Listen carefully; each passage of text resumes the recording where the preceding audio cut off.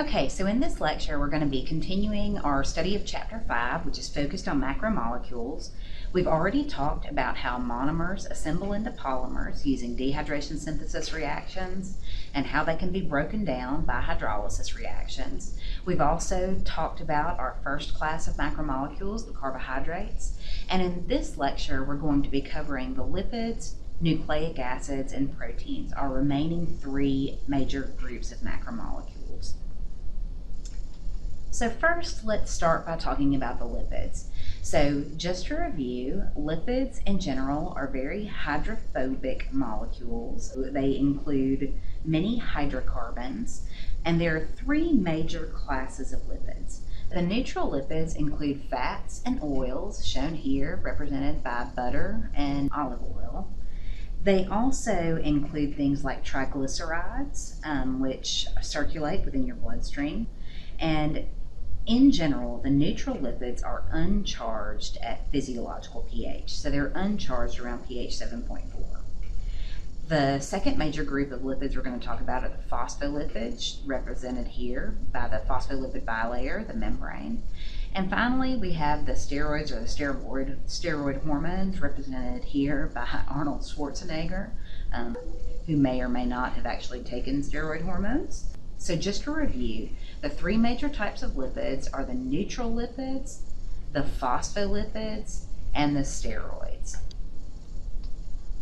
So now let's start by talking a little bit about how a neutral lipid forms. So here we're going to look at a triglyceride, which, remember, triglycerides are the fats that circulate in your bloodstream. So a triglyceride is composed of a glycerol backbone, you can see here, so it's 3 carbons plus 3, remember what this functional group is? In your head, you're thinking a hydroxyl group, and you would be correct. So this is glycerol, and we're going to attach 3 of these long fatty acids. And a fatty acid is a very long hydrocarbon chain.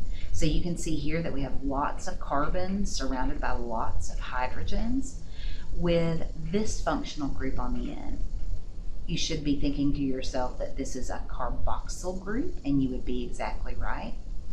So the type of reaction that forms a polymer, or in this case a lipid, which isn't really a polymer, but it still forms using the same type of reaction, is a dehydration synthesis reaction. So a dehydration synthesis reaction removes water. So we're going to remove a hydrogen from glycerol, and we're going to remove this OH from the carboxyl group of the fatty acid. So we're going to remove water, and then we're going to form a bond between the two. And that forms what's known as an ester linkage. So now we know that for lipids, there really isn't a single monomer for lipids. These aren't true polymers in the sense that they're made up of identical repeating units. However, we know that glycerol and fatty acids come together and that they're linked through an ester linkage. So an ester linkage links the parts of the lipid. And if we attach 3 of these fatty acids, then we form a triacyl glycerol. And that's because each one of these is also known as an acyl group. So something interesting about these fatty acids, they actually come in different varieties. So a fatty acid that is made up of all single bonds, so it has as many hydrogens as possible, is known as a saturated fatty acid. So an example here is stearic acid. You can see that if we are made up of all single bonds, that this creates sort of an extended conformation of the fatty acid. However, if we have a double bond, these double bonds in nature tend to be in the cis conformation. So you can see here that if this is the double bond in the middle, the chains of the fatty acid extend on the same side of the molecule, and we have a hydrogen on the opposite side of the molecule. So this is in the cis conformation as opposed to the trans conformation, which would be its geometric isomer. So this cis conformation creates a kink in the molecule.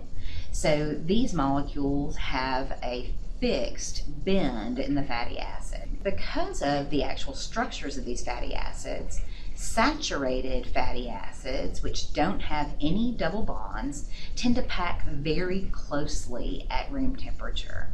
Because of this, they can form lots and lots of van der Waals interactions with one another, which tends to make them more solid at room temperature because they pack so tightly. However, unsaturated fatty acids, which have this kink in the molecule, can't pack as tightly and therefore can't form as many van der Waals interactions. So for this reason, they pack more loosely at room temperature and they tend to form liquids or oils. So saturated fatty acids tend to form solids like butter at room temperature, whereas unsaturated fatty acids tend to form oils like olive oils. And these unsaturated fatty acids can be monounsaturated, meaning that they have a single double bond, or polyunsaturated, meaning that they have multiple double bonds and multiple kinks or bends in their structure. And in fact, something even more interesting, so many of you have probably heard of the dangers of trans fatty acids. Well, trans unsaturated fatty acids actually have a double bond. However, I told you that in nature, all of these double bonds are always in the cis conformation. Well, trans unsaturated fatty acids are actually in the trans conformation. So that means that even though they're unsaturated, they actually look a lot like a saturated fatty acid. So they tend to behave like a saturated fatty acid. So margarine is one source of trans unsaturated fatty acids.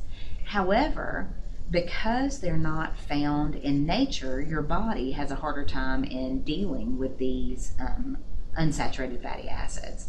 For this reason, they're likely more unhealthy for you than either saturated fatty acids or normal unsaturated fatty acids, which have the cis conformation. So our second major type of fatty acid is the phospholipids. The phospholipids are similar to the triacylglycerols in that they have a glycerol backbone, and then we have these fatty acid tails that can be attached. But then on the third position of the glycerol, instead of having a third fatty acid, we have a hydrophilic head group. And the identity of this head group varies by what the nature of the phospholipid is. Here you can see that there's a choline head group, but many times they are charged and they're always hydrophilic. In addition, we attach this head group through a phosphate group, which you should easily recognize because you know those the functional groups. So that creates an amphipathic molecule because here we have a hydrophilic head. We have all of these hydrophilic groups. So we have this charged choline group, this charged phosphate group, and lots of oxygens here. But then we have these long, greasy hydrophobic tails. So the hydrophobic tails tend to pack in the interior of the membrane where they're separated from water, whereas the hydrophilic head groups face the aqueous environment because they can easily interact with water, either by forming those spheres of hydration or by interacting through hydrogen bonds.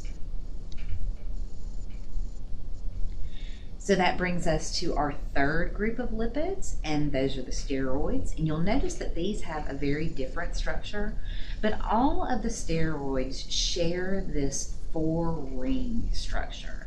These 4 rings together are very hydrophobic in general, and we also can attach other groups to this ring. So here you can see that cholesterol has a hydrocarbon tail, whereas estradiol, the precursor for estrogen, has a hydroxyl group here, and a hydroxyl group in this position as well. And testosterone has a hydroxyl group here, as well as a ketone carbonyl in this position.